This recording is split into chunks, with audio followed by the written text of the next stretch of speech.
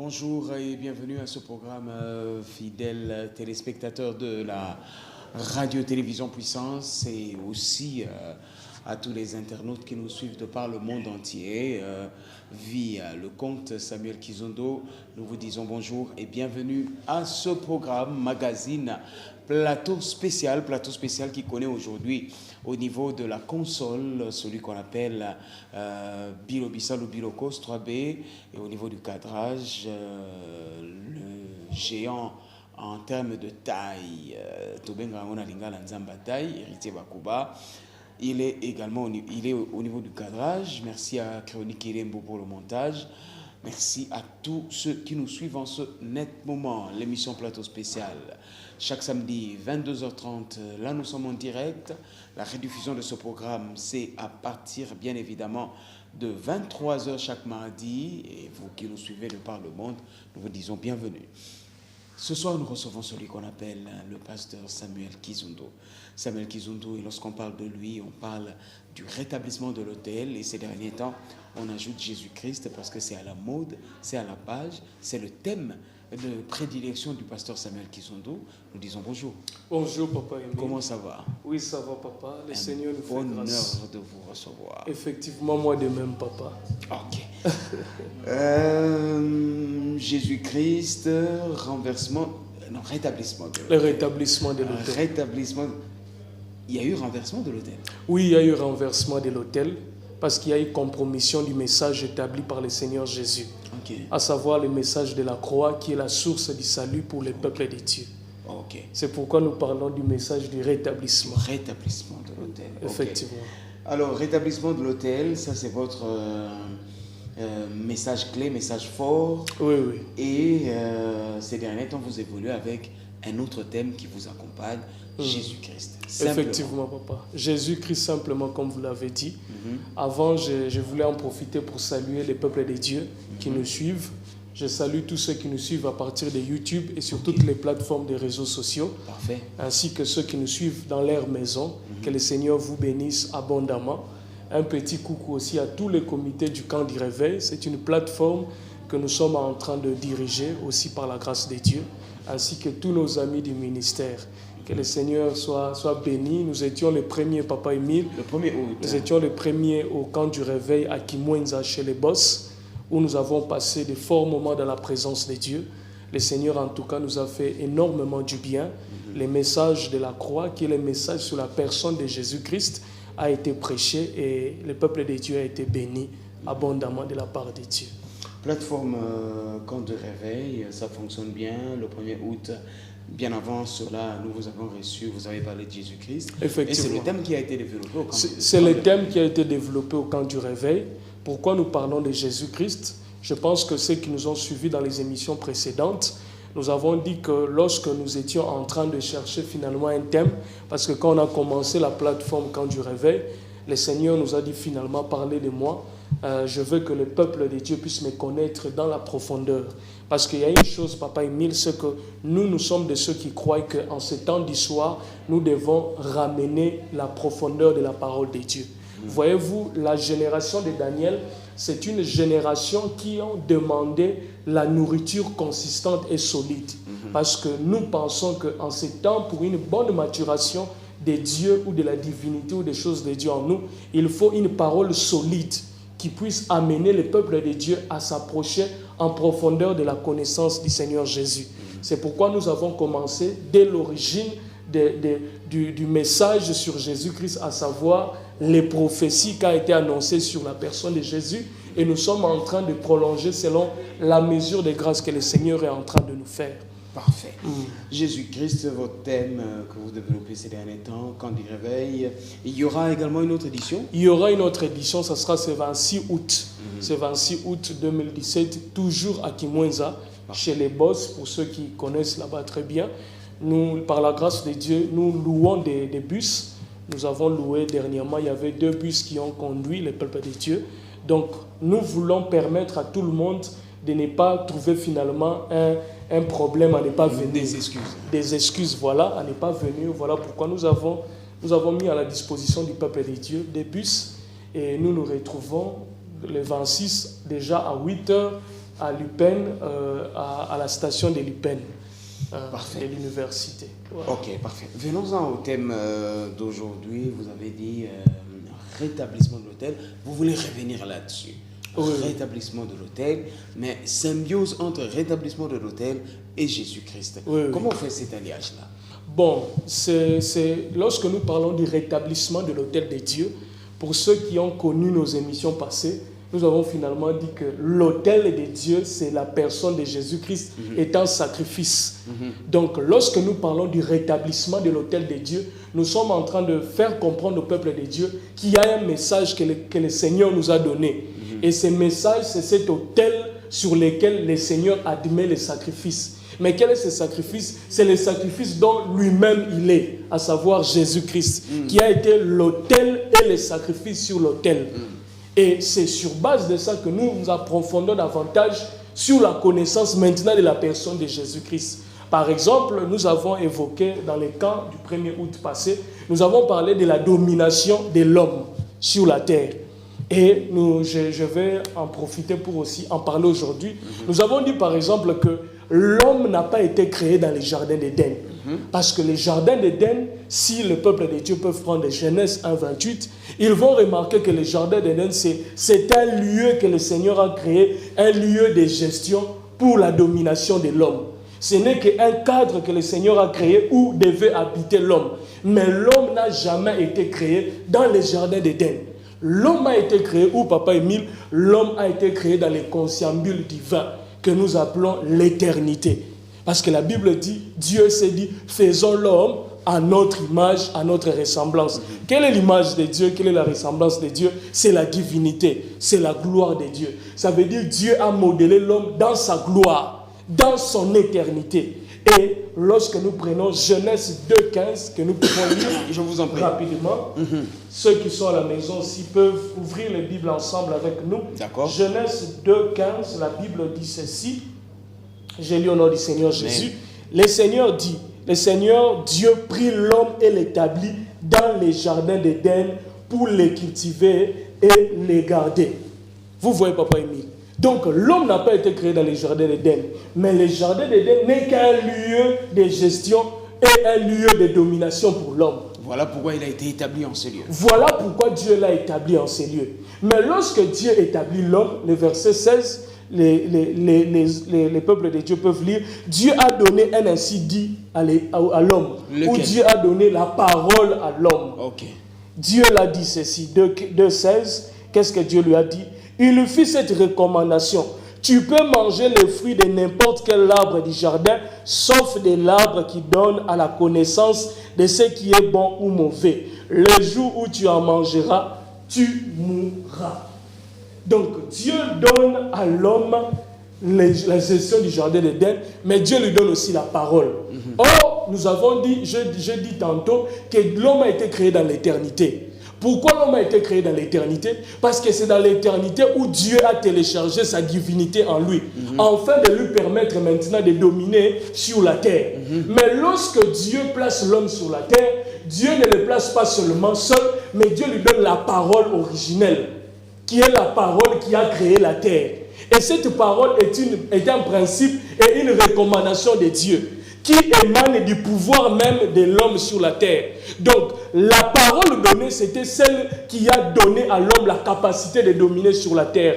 Voilà pourquoi, lorsque maintenant les diables, lorsque ceux qui lisent Ésaïe 14 peuvent comprendre, la Bible dit que lorsque le diable a été précipité, le diable étant esprit, a remarqué que l'homme avait la domination et que cette domination tirait ses sources et ses racines de la parole qui lui a été donnée.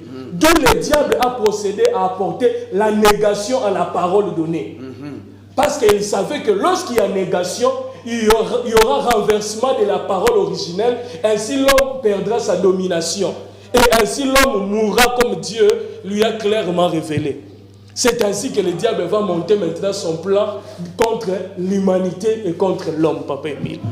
Et voilà pourquoi ceux qui sont en train de... Ils ont leur Bible plutôt, peuvent prendre le psaume 118, le verset 16, où la Bible finalement dit que les cieux sont les cieux de l'Éternel, mais il a donné la terre aux fils des hommes. Qu'est-ce que cela veut dire? C'est un principe qui est divin. Dieu, en parlant par la bouche du prophète David, voulait nous faire comprendre que les cieux sont le domaine des esprits. Et la terre, c'est le domaine de ceux qui ont un corps naturel, un corps charnel. Et le principe divin dit que les esprits ne peuvent pas habiter sur la terre. Voilà. Et Dieu étant esprit, n'a pas pu, voilà une question qui nous a été posée par Internet, par YouTube, une personne qui nous a suivi. Il nous a dit, mais pourquoi, lorsque le diable a procédé à faire tomber l'humanité, Dieu n'a pas intervenu? Voilà. C'est là où nous voulions répondre pour dire que Dieu est esprit. Et Dieu est un Dieu de principes. Il a établi un principe. Psaume 115, le verset 16. Les cieux sont les cieux de l'Éternel, mais il a donné la terre aux fils des hommes. Ça veut dire Dieu ne peut pas descendre sur la terre avec la nature théophanique, la nature divine, en tant qu'esprit. C'est comme ça le diable en tant qu'esprit, comme il n'a pas le pouvoir, bien évidemment. n'a pas le pouvoir créateur, a emprunté le corps du serpent. Voilà. Envie de venir maintenant apporter la négation à l'homme. Et c'est ainsi que le diable, sachant que Dieu est respectueux de ses principes, il a calmement fait son travail et l'homme est tombé finalement dans le péché qui est la négation de la parole. Et l'homme a été dépossédé de son pouvoir de domination. Maintenant, le problème, c'est quoi, Papa Émile? C'est que l'homme a reçu le pouvoir de domination en dehors du jardin d'Éden. Il a reçu ce pouvoir dans l'éternité. Donc, lorsque Dieu chasse l'homme du jardin d'Éden, Dieu ne le chasse pas par méchanceté, mais Dieu le chasse dans le souci d'aller récupérer le pouvoir qu'il a perdu. Parce que le jardin d'Éden, c'était un lieu de gestion de résidence. Parce que le jardin d'Éden, c'était un lieu de gestion de résidence, comme ça dit. Et comme il n'avait plus les clés de domination, il avait perdu les clés, il était maintenant vulnérable à la création divine.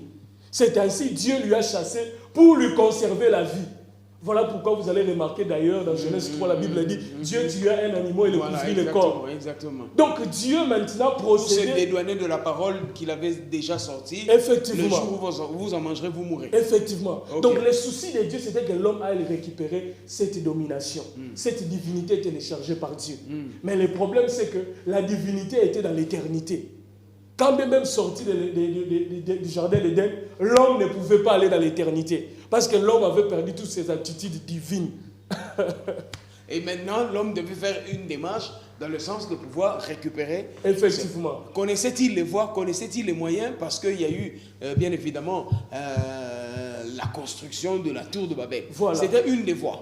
Effectivement, c'était une des voies, mais c'était une voie qui n'était pas donnée par Dieu, mais c'était donnée par les princes de ce monde. Parce que son souci, c'était d'amener l'homme à la rébellion contre Dieu. Et ainsi, il va leur révéler finalement de construire la tour de Babel pour aller chercher la divinité qu'ils avaient perdue, afin de venir dominer, non sous la médiation, non sous les joug divins, mais sous les joug du diable. C'est comme ça qu'ils vont construire la tour de Babel. C'est ainsi la Bible dit d'ailleurs, ceux qui lisent peuvent lire, la Bible dit, lorsque Dieu descendit pour voir ce que faisaient les fils de l'homme, il s'aperçut qu'ils étaient en train de monter. Et Dieu s'est dit en lui-même, ils risqueront d'arriver jusqu'à nous. Voilà pourquoi Dieu est descendu afin de briller leur langage. Et ainsi, il y a eu maintenant le renversement de la tour de Babel.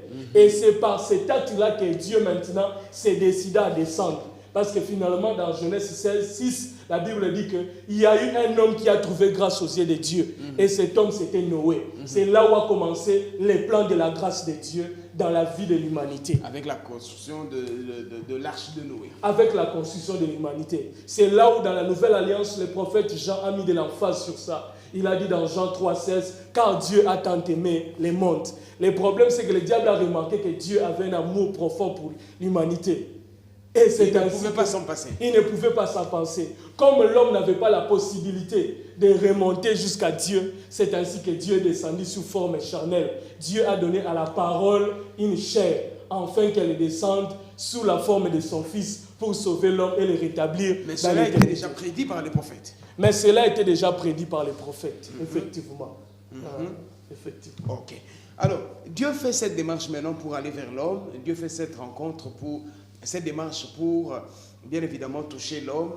Et il envoie Jésus-Christ. Oui, oui. Oui, oui, effectivement, Papa Émile. Jean chapitre 1, lorsque nous lisons, à moins que nous n'interprétons les choses pas de la même manière que vous voyez cela. Jean chapitre 1, oui, il est dit, au commencement était la parole était avec Dieu, la parole est venue chez les siens et les siens l'homme, mais à tous ceux qui l'ont reçu, ça c'est 1,12, hein? Oui, oui. Il leur a donné le pouvoir de devenir enfants de Dieu. Effectivement. Il a restitué le pouvoir. C'est comme nous avons dit, Papa Émile, Dieu a donné à l'homme les jardins d'Éden comme étant les gestionnaires. Okay. Mais Dieu lui a donné la parole comme étant la source de sa domination.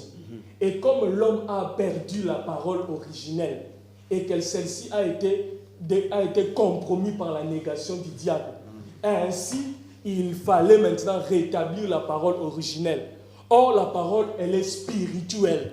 C'est une parole qui n'a pas un corps. Et une parole qui ne peut pas avoir effet tangible dans l'humanité. Parce que l'humanité n'est plus divine. Okay. L'humanité est maintenant charnelle. Elle est plongée dans les péchés. C'est là où Matthieu 26, 41, Jésus disait, la chair est bien et l'esprit est bien disposé, mais la chair est faible. Ça veut dire l'esprit de l'homme a un blocage, c'est la chair. La chair l'empêche de voir le Dieu qui est spirituel. C'est ainsi la parole qui a été donnée devait prendre corps. Voilà pourquoi dans Deutéronome 18, c'est là où maintenant, lorsqu'il y a la nouvelle médiation, à savoir la nouvelle alliance sous la médiation de Moïse, quand Moïse viendra, Moïse va finalement dire aux enfants d'Israël, à l'aube de la fin de sa vie, il dit, Dieu vous suscitera un prophète comme moi. Écoutez-les. Comme moi, ça veut dire en chair et en os. En chair et en os. Parfait. Nous allons lire ça pour que le peuple de Dieu puisse comprendre davantage. Deutéronome, le chapitre 18. Nous commençons au verset 16 et nous sommes en train de descendre.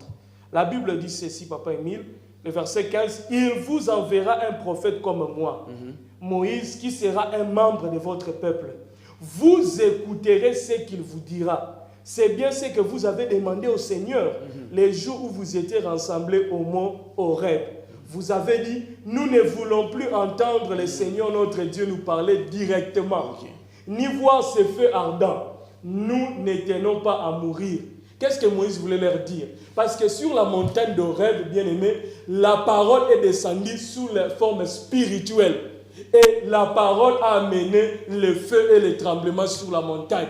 C'est ainsi que le peuple a eu peur de la parole spirituelle. Et il a dit à Moïse, tu es le médiateur désormais, tu monteras pour écouter cette parole et tu nous amèneras ce qu'elle te dira. Moïse était limité dans le temps comme dans l'espace. Effectivement. Il devait un jour passer. Il devait un jour passer. C'est là où maintenant Dieu va entamer le processus du tabernacle. Parce que le tabernacle, c'est quoi finalement? Le tabernacle, c'est la résidence ou l'ambassade divine sur la terre. C'est ainsi que Dieu va dire à Moïse, sur la montagne, tu feras selon les modèles. Quel modèle? Les modèles de ceux qui se retrouvent dans la divinité. Les modèles de la parole dans la divinité. Comme la divinité, elle est céleste, c'est-à-dire spirituelle. Comme la parole, elle n'est pas tangible. Toi, tu monteras sur la montagne. Et sur la montagne, je te ferai voir la parole qui est spirituelle, qui a donné la domination à l'homme. Et toi, tu feras selon les modèles de ce que tu verras. Elle ne sera pas le parfait, mais elle sera le modèle. Mais jusque-là, c'était l'ombre des choses à venir. Elle sera l'ombre des choses à venir. Elle sera l'image précurseur de ce qui viendra de parfait. C'est ainsi maintenant que le tabernacle va être façonné. Et c'est dans le tabernacle que la parole, esprit, pouvait descendre et se modeler, afin que Moïse, en tant qu'homme, puisse écouter l'ainsi dit l'Éternel et que le peuple puisse voir la nuée et puisse voir la manne tomber et tout ce qui est consort qui a accompagné les enfants d'Israël dans les déserts. Donc la parole avait un souci, c'est que la parole n'avait pas un corps. Parce que la promesse a été donnée dans Genèse 2. La promesse a été donnée à la femme. Lorsque Dieu, en jugeant l'homme, la femme et le serpent, il dira finalement au serpent, je mettrai l'inimitié entre toi et la descendance de la femme. Celle-ci t'écrasera les talons et toi tu le mordras les talons et le sang jaillira. Et le Seigneur est en train de prédire déjà la venue de la parole sous forme de la chair. La parole est venue sous forme de la chair, oui, mais cette parole était 100% homme, chair et en os, oui, mais 100% Dieu à la fois. Oui, oui. La différence avec Moïse et tous les autres prophètes, qui étaient 100% hommes, mais qui avait de manière sporadique la visitation de Dieu. Effectivement, papa, c'est pourquoi nous allons prendre les Jean, Jean les premiers chapitres. D'accord. Rapidement, Jean les premiers chapitres. La Bible dit ceci, le premier verset. Au commencement de toutes choses, la parole existait déjà. C'est lui qui est la parole était avec Dieu et il était Dieu. Il était donc avec Dieu au commencement. Dieu a fait toutes choses par lui, rien n'a été fait sans lui. Ce qui a été fait avec la vie en lui, cette vie était la lumière des hommes. La lumière brille dans l'obscurité, mais l'obscurité ne l'a pas reçue.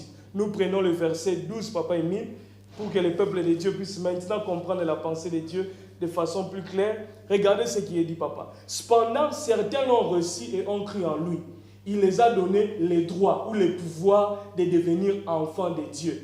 Ils ne sont pas devenus enfants de Dieu par une naissance naturelle, par une volonté humaine. C'est Dieu qui les a donné une nouvelle vie. C'est lui qui est la parole est devenu un homme.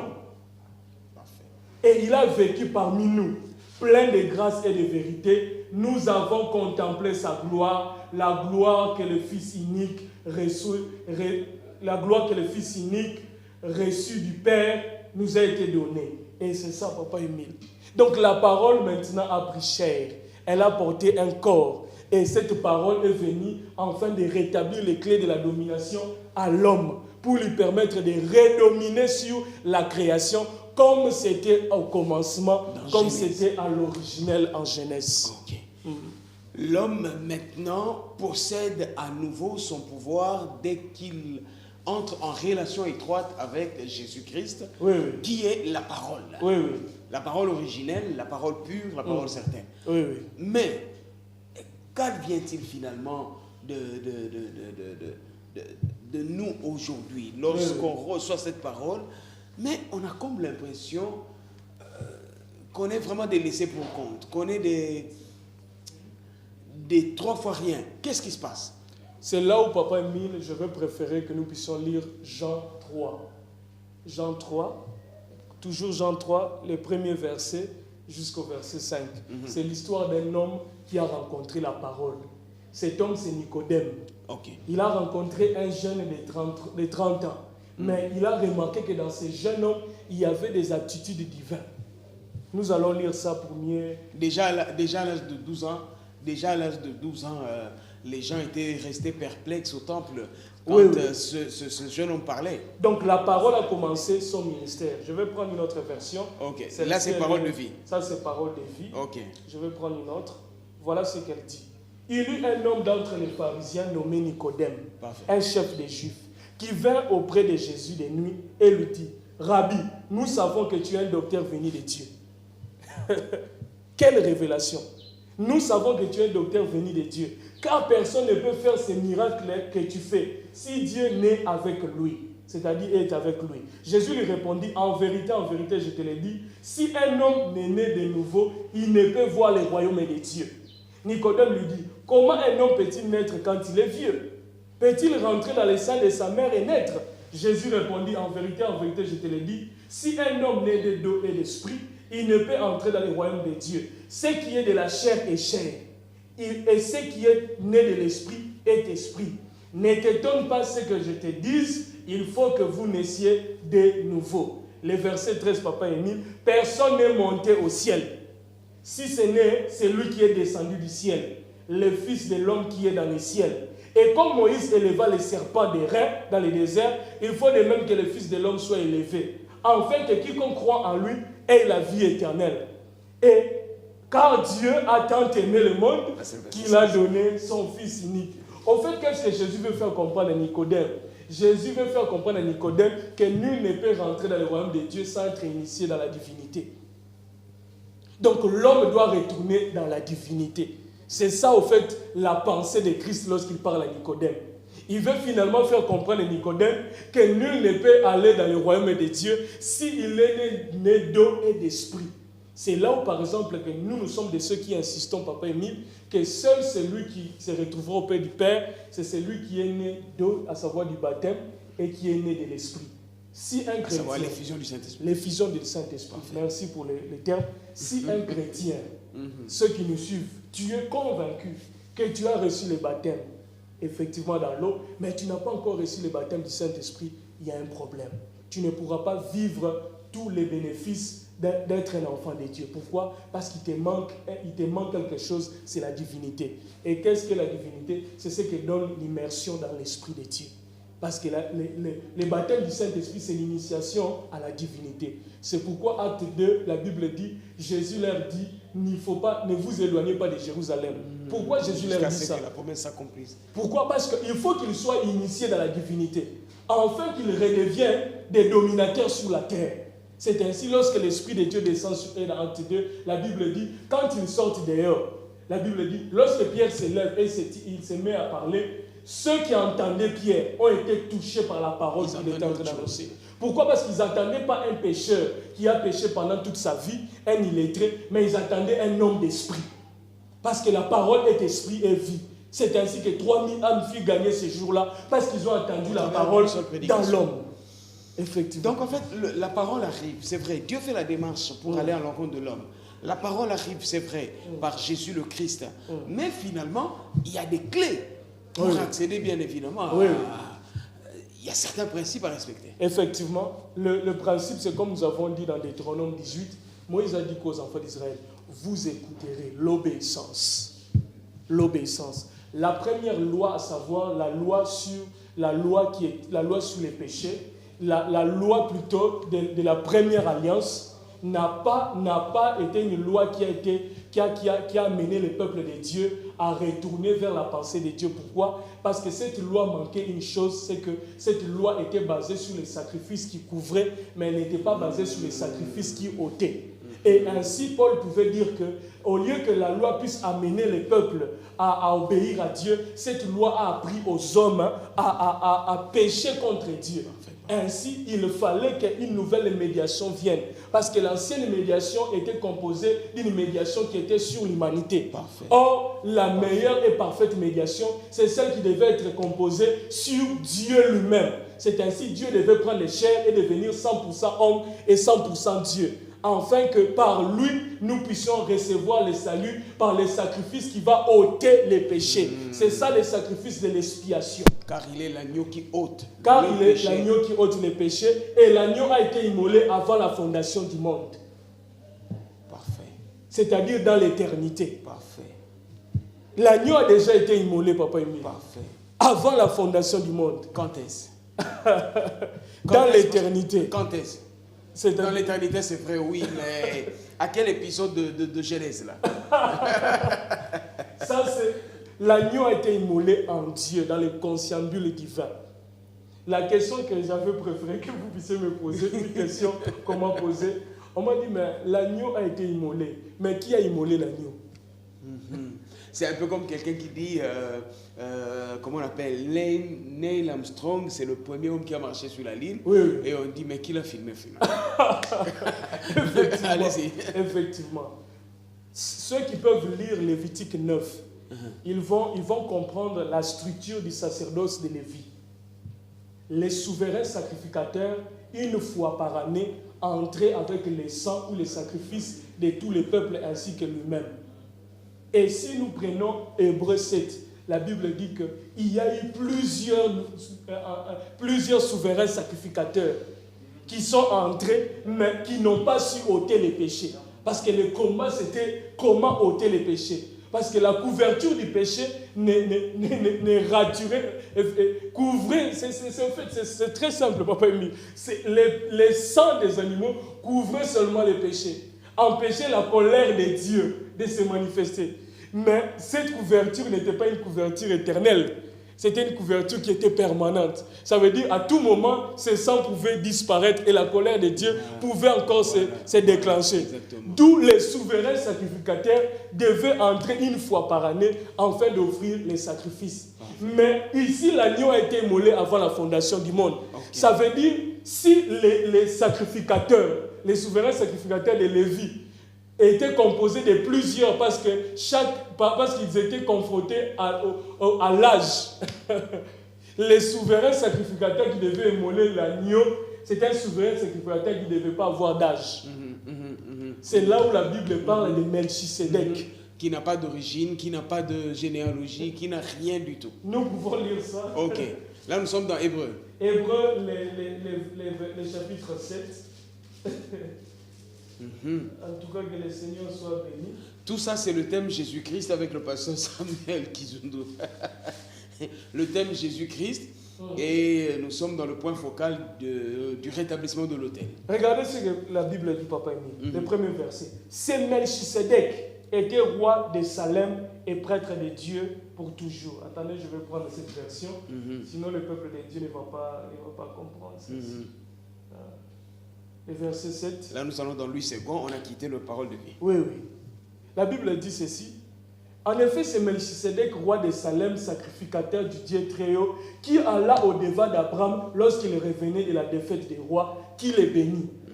Et à qui Abraham donna la dîme de tout ce qui est d'abord, de tout, qui est d'abord roi de justice d'après la signification de son nom, ensuite roi de Salem, c'est-à-dire roi de paix, qui est sans père, sans mère, sans généalogie, qui n'a ni commencement de jour, ni fin de vie, mais qui est rendu semblable au Fils de Dieu. C'est Melchisédek demeure sacrificateur à perpétuité.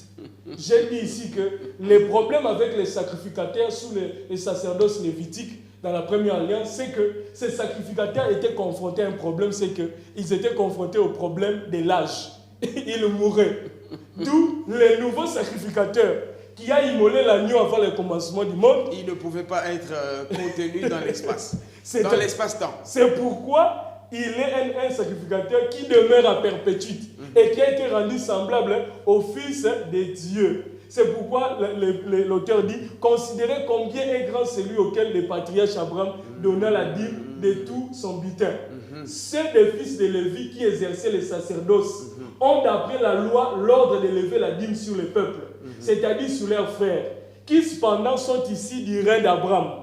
Et lui qui ne tirait pas de son origine, il leva la dîme sur Abraham et il est béni, et il bénit celui qui avait la promesse. Or, c'est sans contredire l'inférieur qui bénit les supérieurs. Et ici, ceux qui perçoivent la dîme sont des hommes mortels. Mais là, c'est celui qui est attesté, mais c'est lui dont il est attesté qu'il est vivant. De plus, Lévi qui perçoit la dîme l'a payé, pour ainsi dire, par Abraham. Ça veut dire même les sacerdoces lévitiques a payé sa dîme à Melchisédek. Pourquoi? Parce que lui, il est souverain sacrificateur à perpétuité. Mais le Melchisédek en question, c'est celui qui a été rendu semblable au Fils de Dieu. Or, le Fils de Dieu, c'est l'agneau de Dieu. Ça veut dire que Melchisédek et l'agneau étaient la même chose. C'est ainsi sur la croix de Golgotha, comme référence au verset 26 de Hébreu 7, la Bible dit « Il nous convenait en effet d'avoir un souverain sacrificateur comme lui, saint, innocent, sans tache, séparé des pécheurs et plus élevé que les cieux. » Ça veut dire qu'il devait être séparé des pécheurs. C'est ainsi à la croix de Golgotha. Jésus s'écria « Mon Père, pourquoi tu m'as abandonné ?» Parce que Dieu s'est séparé de lui. Ça veut dire Melchisédek s'est séparé de lui afin d'exécuter maintenant la sentence comme étant souverain sacrificateur. Donc l'agneau et Melchisédek, ils étaient une seule personne. Voilà. Donc il fallait que Melchisédek se sépare de lui afin qu'il devienne le sacrificateur qui va exercer les jugements de Dieu, qu'il est lui-même Dieu. C'est pourquoi Jésus s'écria « Mon Père, pourquoi tu m'as abandonné ?» Parce qu'il a abandonné. La Bible dit ici que Melchisédek, c'est celui qui s'est séparé des pécheurs et qui est plus élevé dans les cieux. Ça, c'est le pasteur Samuel Kizundu dans le rétablissement de l'autel. Il fait une symbiose tout à fait particulière lorsqu'il parle du rétablissement de l'autel et de son soubassement Jésus-Christ, parce qu'en fait, on ne peut pas parler de l'autel sans sacrifice, et le sacrifice n'est autre que Jésus-Christ lui-même. Et voilà pourquoi leur message est christocentrique. Vous avez parlé du premier principe, l'obéissance. Oui. Ensuite, la première principe, elle est la principe qui est immuable. Ok. Parce que la Bible dit même l'obéissance vaut mieux que le sacrifice. Okay. C'est l'obéissance à Dieu. C'est là où je voulais épingler quelque chose, Papa Émile, pour dire au peuple de Dieu. pour revenir à la domination, à savoir dominer sur la création, nous n'avons pas besoin de coaching sur la prospérité. Comment donc? Comment donc? Nous n'avons pas besoin du message de la prospérité. Comment donc? La domination ne vient que par l'obéissance à la parole. Comment donc? Il y a des clés comme ça par rapport à ce coaching qui vous permet bien évidemment d'évoluer. Papa Emile, tout coaching qui ne repose pas sur un soubassement, qui est l'obéissance à la parole de Dieu, ce sont que des fabulations et ce sont que des fables. Je suis désolé de le dire, mais je dois le dire ainsi. Parce que le temps est arrivé où finalement la race de Michel doit aussi se lever et parler. Mais ça marche. Il y a des écoles de prospérité, il y a des hommes de Dieu qui sont démarqués dans la prospérité. Que le Seigneur soit béni, Papa Emile, mais seulement le peuple de Dieu doit comprendre. Et qui postent leurs éléments sur Internet comme vous d'ailleurs. Le peuple de Dieu doit comprendre ceci, Papa Emile. Il n'y a aucune domination qui ne vient en dehors du message de la croix ou du sacrifice de Christ. Papa Emile, Christ, lorsqu'il est venu sur la terre, il a enseigné à l'homme à obéir à Dieu. Christ ne nous a pas amené le message de la prospérité. Aujourd'hui, nous voyons, c'est tellement loin, nous voyons même des messagers de la prospérité. Non, non. Christ nous a apporté le retour au cœur de Dieu, la repentance, c'est-à-dire quoi? Changer de mentalité, métanoïa, changer sa façon de voir. L'homme doit changer sa façon de voir les choses avec Dieu.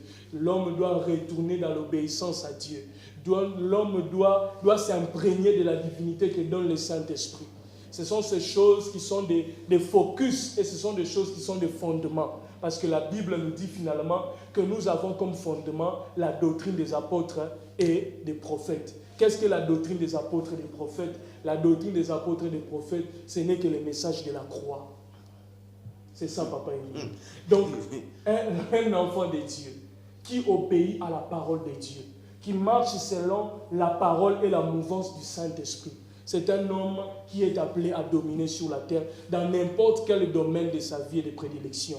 Parce que lorsque Dieu parle à Jérémie, finalement, c'est pour aussi dire au peuple de Dieu que tel que nous sommes là, nous avons déjà été créés avant la fondation du monde. Ça veut dire dans l'éternité. C'est comme l'apôtre Paul qui dit, nous avons été prédestinés nous avons été avant la prédestinés. fondation du monde. C'est pourquoi dans Jérémie 1, le Seigneur est en train de parler à Jérémie. Voilà, je t'avais établi avant que tu ne sois dans le ventre de ta mère. Si tu trembles, je te ferai trembler. Pourquoi? Parce que tu ne viens que sur la terre pour accomplir les desseins qui ont été déjà accomplis avant la création du monde. Ça veut dire, tel que nous sommes là, enfants de Dieu, nous avons été prédestinés. Nous avons été prédestinés en Christ, de vivre une vie avec Christ. Et notre prédestination s'est accomplie que par le sacrifice de la croix, par le sang de Jésus-Christ. Et aujourd'hui, sur la terre, nous ne venons que remplir l'agenda de Dieu. Papa Emile, je suis désolé, mais tout le monde ne va pas mourir riche et milliardaire. Il y aura des Lazare aussi. Exactement. Le but de la vie, Papa Emile, le but de la vocation, c'est de connaître pourquoi on a été appelé sur la terre. C'est pourquoi beaucoup des hommes de Dieu vont chercher l'onction sur la montagne, alors que l'onction n'est que le résultat de la compréhension de la mission. Beaucoup de choses à dire là-dessus. Il nous reste... on n'aura qu'une seule clé aujourd'hui, l'obéissance. Nous allons parler que de l'obéissance. Parce qu'il nous reste 2 minutes. Oui. Pasteur Sabien. Oui, papa. S'il faut en un mot, bien évidemment, parler, parce qu'on reviendra bien évidemment par rapport à ces émissions sur le net. Merci à tous les internautes qui nous suivent. Et merci aussi à tous les téléspectateurs de la RTP qui nous suivent. Nous reviendrons par rapport à ce thème. Mais s'il faut, de manière succincte, ramasser cela en 1 minute, qu'est-ce que vous allez dire? En 1 minute, ce que je peux dire au peuple de Dieu, c'est que Jésus-Christ est la solution. Jésus-Christ est celui qui est venu afin de nous redonner la domination de l'humanité. Voilà pourquoi il est le second Adam. Parce qu'il est le modèle que le premier Adam a échoué dans sa mission. Et j'aimerais lancer un appel à ceux qui ne connaissent pas d'abord le Seigneur. C'est Jésus qui est la clé de la domination. C'est Jésus qui est la clé de la réussite. Inutile d'aller à gauche et à droite. Inutile d'aller dépenser son argent sur les pseudo-prophètes. Mais revenons au message de la croix. Revenez à la croix. Repentez-vous. Le Seigneur nous a donné un message sur la montagne. C'est que le Seigneur attend son peuple à la repentance. C'est pourquoi nous aurons une activité les mois prochains. Le 26. Non, pas le 26. Nous aurons une activité, ça sera à l'hôtel Malébo. Après août, c'est le mois de septembre. Après août, le mois de septembre, nous allons parler du rétablissement de l'hôtel de Dieu. C'est là où nous allons davantage décortiquer la pensée de Dieu. Et je pense que le peuple de Dieu sera béni. Je salue tous les amis internautes. C'est important. Je salue ceux qui nous suivent à partir déjà du Canada, les frères Gédéon Pemba qui nous suivent parfaitement sur les réseaux sociaux. Au Maroc, il y a l'apôtre, le nom a échappé. En France, il y a la sœur Pemba, Victorie, qui nous suit aussi. Et partout ils sont, à Chili, tout le monde, je vous salue, que le Seigneur vous bénisse. L'homme de Dieu, Glory Bemba, que le Seigneur te bénisse aussi. Donc, tout le monde, que le Seigneur vous bénisse abondamment. Internet fait de notre terre un grand village aujourd'hui. Vraiment, pasteur Samuel. Et il faut reconnaître que le 26, il y a une grande activité. Il y a une grande activité. Le camp du réveil. Le camp du réveil. On peut nous appeler au 081 54 777 93. Donc, vous allez nous recevoir personnellement et nous serons bénis. Pour avoir des précisions par rapport à ce camp de réveil. Et au mois de septembre, il y a une grande activité, salle bien huppée et tout ça, au niveau de Malébo. Là, vous êtes sur Kitambo. On en parlera au cours de ce programme. Merci à tous ceux qui nous ont suivis sur la radio-télévision Puissance. Merci à tous ceux qui nous ont suivis également sur Internet. Merci au frère Kizundu. Oui, au frère Junior Kinsundo Béni, qui nous a accompagnés. C'est aussi un serviteur de Dieu. Ok, d'accord. Et le frère Marcelin Magwanda aussi. Parfait. Qui nous ont accompagnés aujourd'hui. Merci à l'invité d'aujourd'hui, le pasteur Samuel Kizundu, héritier Bakuba. Merci à papa Eric Kanto, on est avec lui au camp du réveil aussi. Ok. Nous serons avec lui la semaine prochaine par la grâce de Dieu. Parfait. Héritier Bakuba nous a aidé au cadrage, comme je l'ai dit tantôt. Et puis, il y a eu Bilo Bissal au niveau de la console. Quant à nous, nous vous disons merci beaucoup de nous avoir suivis et bonne suite de programme sur la radio-télévision Puissance. Que Dieu vous bénisse. Benny, prends-nous les dernières photos.